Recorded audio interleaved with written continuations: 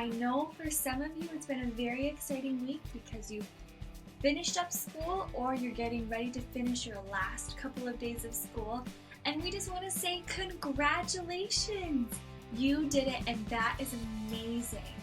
Well, my friends, we are in June, just like we were last week, and we are continuing learning about focus. And what we mean by focus is trusting in what you can't see because of what you can see. And we used an example like on your birthday. You know you're going to get presents, and you're trusting that you're going to get presents, and you believe in that, right? Because you know it's going to happen. So that's something we are learning to focus and trust in our faith. And faith is believing in something you can't see. So we're learning to focus and trust on Jesus and the promises that He has for us. So we're going to get into our time of worship, and then we're going to hear a story about a guy in the Bible named Saul. Some of you might know him as Paul, and Saul became Paul, and we're going to learn a little bit about him in our Bible story today. So stay tuned with us, and also it's a Lego Bible story, which I know you guys love, and I know you'll be really excited when you see it. I know some of you might be in the sanctuary with your families, and we're so excited that some of you are coming together, and we're hoping that we'll get to see you soon at Crossroads, even if it means that you're sitting with your families in sanctuary. All right, friends, let's have some fun during worship.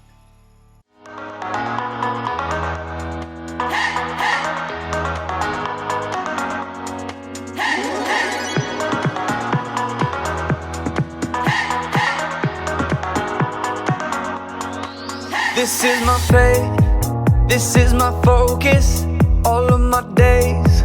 I know where my hope is, I'll live it loud, I'll shout the chorus, because I know, oh, you're always for us. And even when it's hard for me to see, I will trust in you, I will believe. And even when it's hard for me to see, I will trust in you, I will believe. And keep on looking to you for where I'm going, knowing you go there too. I'll keep on looking to you. I'll fix my eyes on you. You are my only focus. You are my only focus. You are my only focus. I fix my eyes on you. This is my faith, this is my focus, all of my days. I know where my hope is, I'll live it loud, I'll shout the chorus, because I know, oh, you're always for us. And even when it's hard for me to see, I will trust in you, I will believe. And even when it's hard for me to see, I will trust in you, I will believe. And keep on looking to you for where I'm going, knowing you go there too. I'll keep on looking to you. I'll fix my eyes on you. You are my only focus. You are my only focus. You are my only focus. I fix my eyes on you, oh yeah. Woo! You ready? Come on, let's go. Hands in the air, I know you're there, anywhere, oh. I fix my eyes on you. Hands in the air, I know you're there, anywhere, I fix my eyes on you. And keep on looking to you for where I'm going, knowing you go there too. I'll keep on looking to you. I'll fix my eyes on you. You are my only, you are my only focus. You are my only, you are my fix my eyes on you, on you, on you.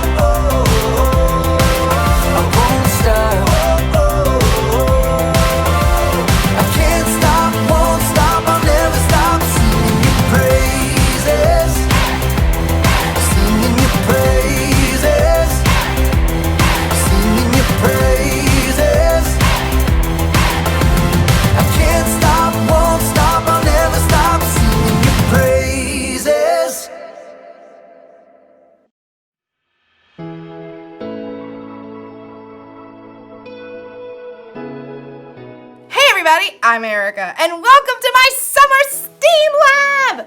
Today, I'm challenging myself to some optical illusions.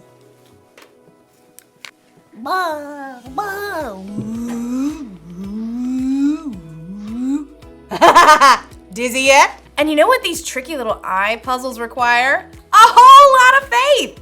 Faith is trusting in what you can't see because of what you can see. So, let's give it a go!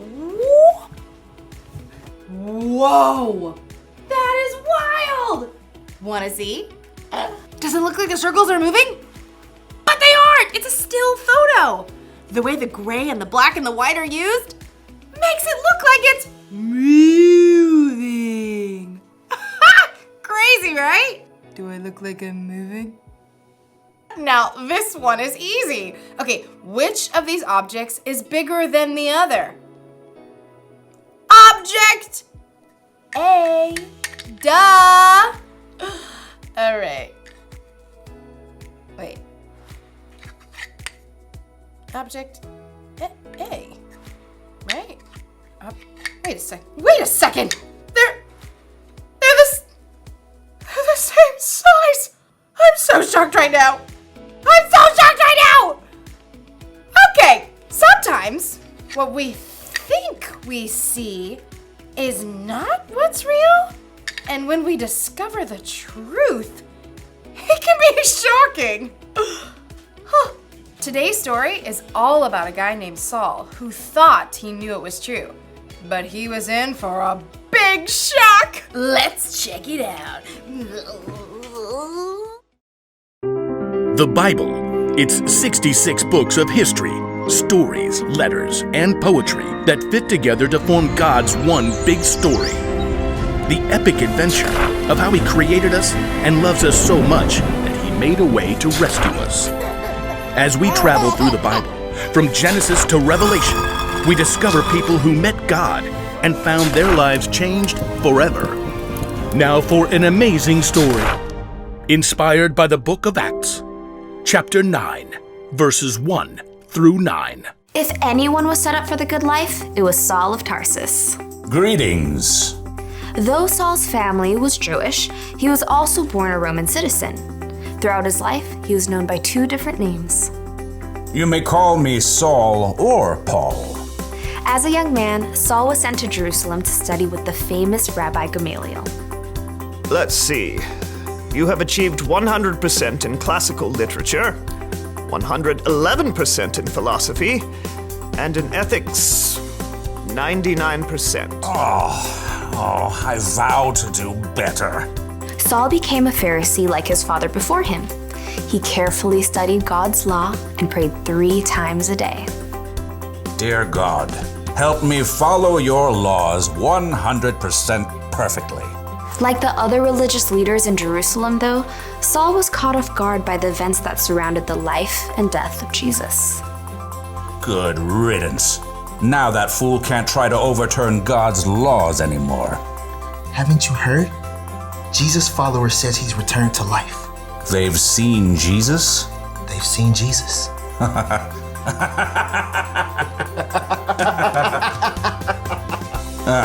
Those riffraff will slink away soon enough. Against all odds, the followers of Jesus didn't fade away. In fact, the numbers began to grow. 5,000? You're telling me that 5,000 people are following the way of a dead man? Well, technically, they think he's alive. Not helping. The religious leaders in Jerusalem did everything they could to squash the new movement. They even arrested a leader among the Jesus followers named Stephen. After telling lies about him, they dragged him outside the city. This man is a disgrace. Saul stood by and held the coats of the men, who picked up stones and threw them at Stephen, until they killed him. If Stephen had just let go of this Jesus nonsense, he wouldn't have had to die. It's terrible. I heard people are following the way of Jesus in other cities too. What? Inconceivable. Saul quickly became known for hunting down people who believed in Jesus. When he discovered that some Jews in Damascus were following Jesus, he went straight to the high priest. This Jesus thing is spreading everywhere. I'm aware. They think he's alive. #yup. Someone should do something. I hope you have something constructive to say. Give me letters to the synagogues in Damascus so I can arrest all the believers and bring them back here. Now you're talking. Saul set off for Damascus with the blessing of the high priest. He traveled with a group of men to arrest the believers they found. After days on the road, they neared the city. There it is. We'll make it by lunch. No, we must take time to pray. As he did 3 times every day, Saul stopped and turned to Jerusalem to pray, certain God was on his side. Dear Lord, help me to catch every single one of those despicable Jesus people. Suddenly, a light more brilliant than the midday sun blazed down around Saul. He staggered, fell to the ground, squeezing his eyes shut against the glare. Saul, why are you opposing me? Saul gasped. It felt as though the whole earth shifted beneath him. Who are you, Lord? I am Jesus. I am the one you are opposing. The men around Saul stared in horror and confusion, unable to speak. They could see no one, but heard a sound, perhaps like a roar of thunder. Now get up and go into the city. There you will be told what you must do. Saul reeled. He struggled to his feet and finally opened his eyes. He saw nothing, only darkness. What What's happened? You tell us. We saw the light, and you fell, and this sound, and then you said... I can't see. What? I can't see. I've been blinded. That's not good. Here, take my hand. Saul grasped the man's hand and shuffled a few steps forward. Who are you talking to? I think it was Jesus. You heard Jesus? I heard Jesus. Saul's companions led him into Damascus, where he stayed at the home of a man named Judas on Straight Street. Want something to eat? I'm not hungry. Or water? Not thirsty. For 3 days, Saul wrestled with himself and God. He'd come face to face with the very man he knew was dead, but discovered that Jesus was very much alive. Now blind, Saul was forced to see everything in a brand new light.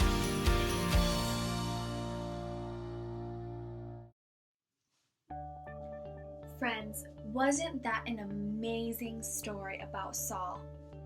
He was someone who really disliked Christians and people who loved Jesus, so much so to the point where he would tell lies about them and have them put in jail. And some of them even died because of him putting them in jail. But one day he encountered Jesus, and he came across Jesus, and Jesus made him blind, which means that Jesus took away his ability to see things anymore. So it's as if you were walking around like this, and it was dark all the time.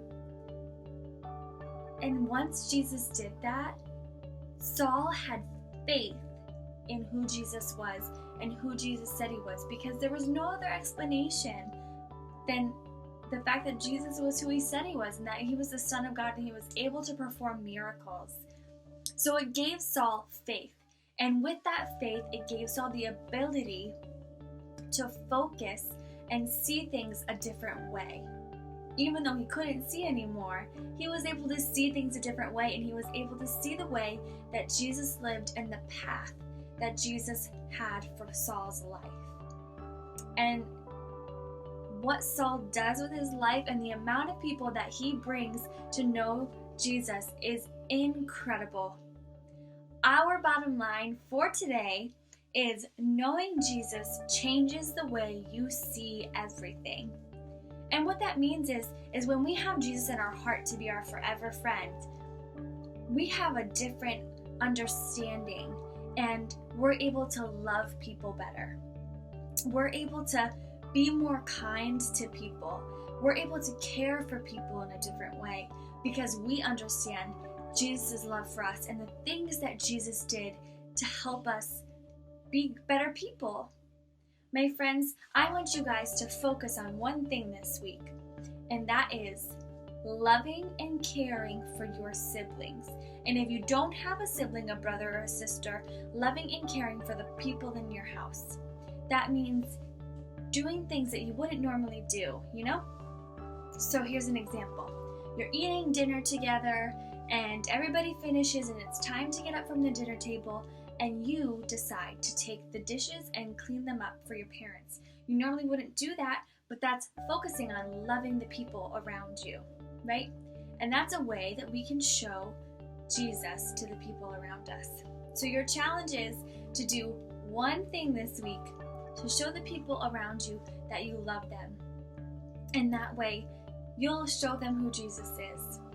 All right, my friends, we're getting ready to hear the end of what's happening on our focusing in, and then we'll come back together and we'll learn our memory verse. I'll see you in just a bit. Okay, there's supposedly a picture of a dinosaur hidden in this image. Focus. Okay, I'll just have to have faith that there's a dinosaur in this picture because I do not see it. Speaking of, Saul literally couldn't see after his encounter with Jesus, but in a way, he could see better than he ever had before. Anyway, Saul saw everything, and Jesus made a way for everybody to be saved from their sins. After Jesus went back to heaven, he gave his followers the Holy Spirit. And then many more people believed in Jesus too. Saul wanted to stop the Jesus followers, and he really tried. But Jesus wanted Saul to know a better way. You know, it's amazing how God has revealed himself to people all throughout history. Saul, who is also known as Paul, so Saul and Paul are actually Saul Paul, was no exception, and neither are you. Just like God opened Saul's eyes to see the truth, he can open our eyes too. He may not appear to you in a bright light, but God can get your attention in all kinds of ways, like through nature. Or a conversation with a friend. That's really good. I like that. You're so wise. A song on the radio. God can even use your own circumstances to help you know him. And when you focus in and really see Jesus for who he is, the Savior of the world, it can change how you see everything. So that's the one thing to remember today. Knowing Jesus changes the way you see everything. It's like Jesus gives us brand new glasses to see out of. I can't really see out of these ones, but it's a different way to see, so that's exciting. Oh, perfect! Well, that's all I got for this week. Oh, perfect. These coffee beans want to wave goodbye to you. Bye.